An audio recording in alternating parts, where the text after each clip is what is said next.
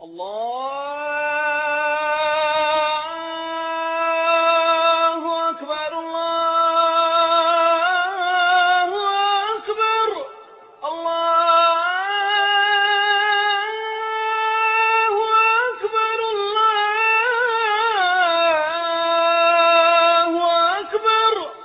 I was about to come across one of the most extraordinary human beings I'd ever encountered.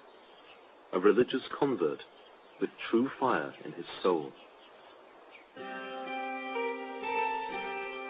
This is Brooklyn-born Joseph Cohen.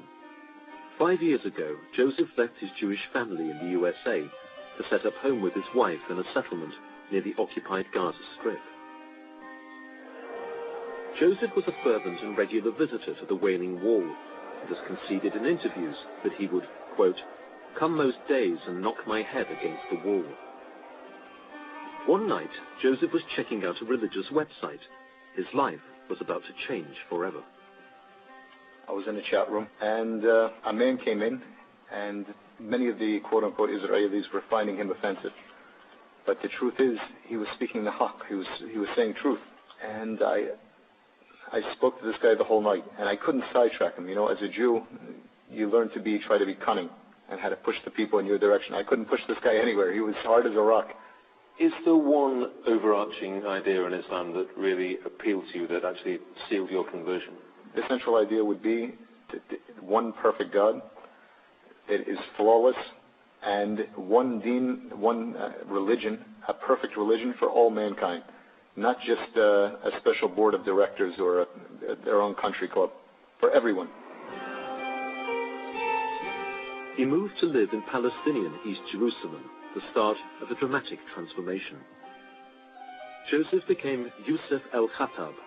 His wife and 4 children all changed their names and their faith.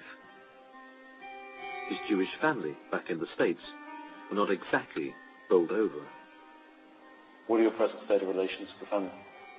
Talaq, broken. Does that sadden you? Well, Islam forbids me to lie. I'll be honest with you, you might say I'm cold, but actually no. I grew up like a lock and key child, so it's not like a close-knit family. And yeah, I basically Jewish families, Jewish culture, Brooklyn, you only get one set of parents. It's true, but we were never extremely close. I was basically taking care of myself. My mother worked, and my father was gone during the day. And we weren't that close from the beginning. What do you have in faith now that you didn't have before as a Jew? I have true belief.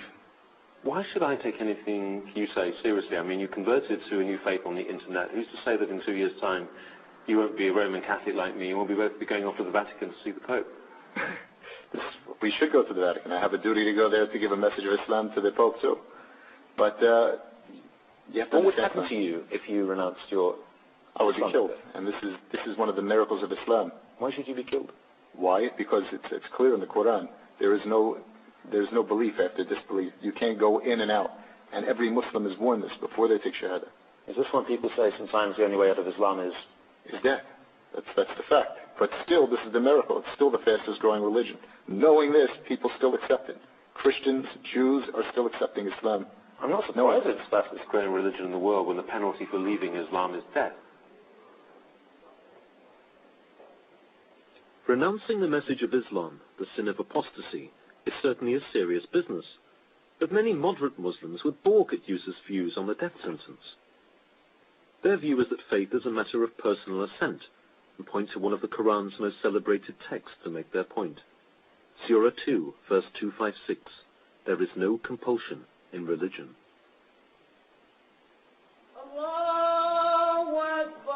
Still, Yusuf's take on apostasy was the first inkling to me that his understanding of Islam was not exactly of the cuddly variety.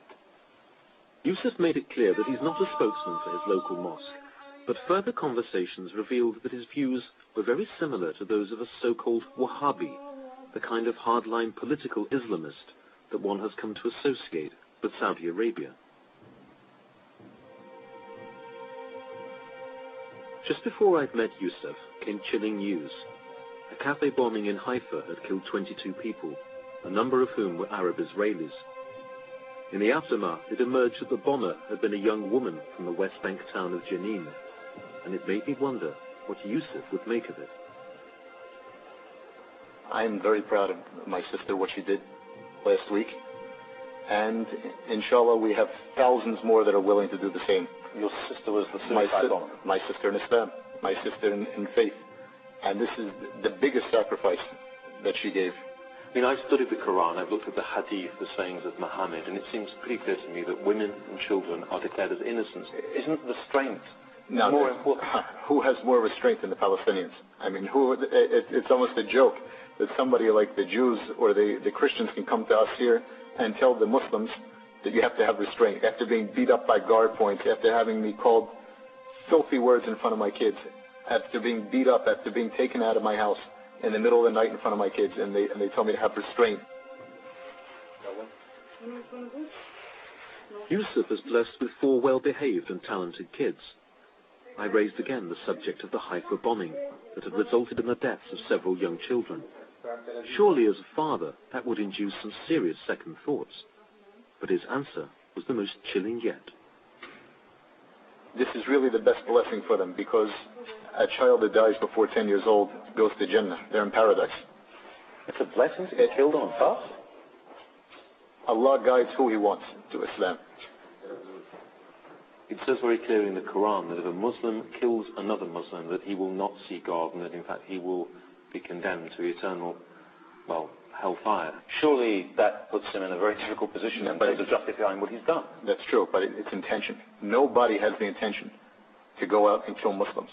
And that Muslim is usually common sense. Who's going to be on that bus? No. And the common sense is it's going to be mostly Jews. That's common sense. Common sense to any Muslim here is that we don't go on buses. We don't go on egged buses. Except a few that do, the exception. Do you believe in the concept of the innocent civilian in the state of Israel? Absolutely not. There is no innocent civilian. Every one of them goes in the army. Every one of them votes for a government that oppresses. So there is no compromise. We have nothing to offer them. What can we give them? Both he and I claim belief in God, yet it seemed we were living on different theological planets. On a final meeting with Yusuf, I wanted to put a couple of direct questions to him about his decision to turn his back on his family and his faith. Is this an act of self-hatred? I mean, turning your back on the past, you have no links with parents and family anymore. People could interpret this conversion as simply a way of almost reinventing yourself. Well, I think of it just the opposite way. We believe that every person is born into pure monotheism. Only our rabbis, our priests, our parents, or whoever it is, corrupted our ideas, our school teachers. So I just returned back to the straight path after learning Judaism and being in their schools and learning their books, the filthy Judaism. You can't. Why use that term? I mean, that's offensive, isn't it, to people? I'm not trying to be offensive, but that's the fact. Meeting you has confused me. I admire your devotion. I admire the energy you put into your religion. But I am repelled by some of the things about children under 10 dying and going straight to heaven. Is it not the case that you crave this kind of certainty because of the psychological difficulties? No, not at all. I don't hate the Jews because of they're Jews. I'm not a white supremacist. I hate them. I hate their religion, I should say. And because of this, we have a duty as Muslims, and because we have the haqq, to fight munkar is the word in Arabic, which means evil deeds in any way, whether it's interest banking, whether it's pornography, whether it's money laundering on 47th Street Diamond District. This is our duty to enforce, and we will enforce it, whether George Bush or Tony Blair like this or not. This is our obligation to do. I wonder what you might think of me privately as a Roman Catholic. You know religiously what I believe. I mean, we have ahlak and adab, we have manners in Islam, but you have to know the truth of what we say. But I'm a lost soul. You're not lost because you're still alive. But I've got a few years to find myself. Who says a few years? Maybe you'll die in 30 seconds, as will I. We should all die in the state of Islam. Is Islam going to take over the world eventually? Will it be the world religion? Is this inevitable? Inshallah, we're hoping so. But do you believe that will happen? Eventually that will be it. There will be no choice in the end. How will that happen? By dawah, by Islamic propagation, or the rifle. It's going to be either way, but it's going to happen. You sure? 100%. I found Yusuf's views and his pathological certainty poles apart from Hassan, the Palestinian teacher, and the faith of other Muslims I knew back home. هو الذي أرسل رسوله بالهدى ودين الحق ليظهره على الدين كله ولو كره المشركون.